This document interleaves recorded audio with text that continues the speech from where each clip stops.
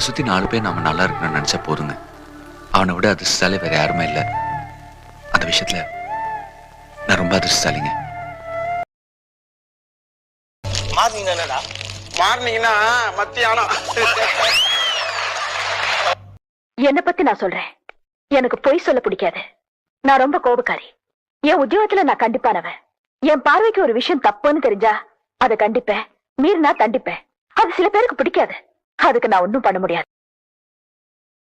முதல்ல சும்மா 4 வார்த்தை பேசும்பா, இப்ப பேசவே வேண்டாங்கிறாங்க.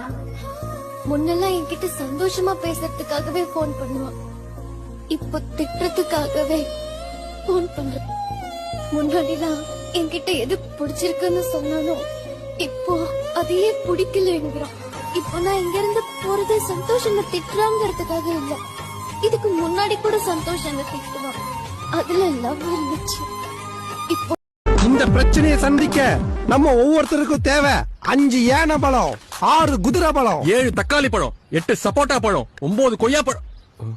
நான் உனக்காக தான் பேசிக்கிட்டு இருக்கேன். அட தள்ளி நின்னா போட்டாலும் உழுகு மாமா. அப்படியா? முன்சாமி இப்ப கொஞ்சம் தள்ளிக்க, இப்ப இன்னும் கொஞ்சம். முன்சாமி இப்ப இன்னும் கொஞ்சம். என் டிக்கெட் கொடுத்துரு, நான் ஊருக்கே போயிடுறேன். கொடுத்த வாக்க தவற பரம்பரையில நான் வாக்கப்படல.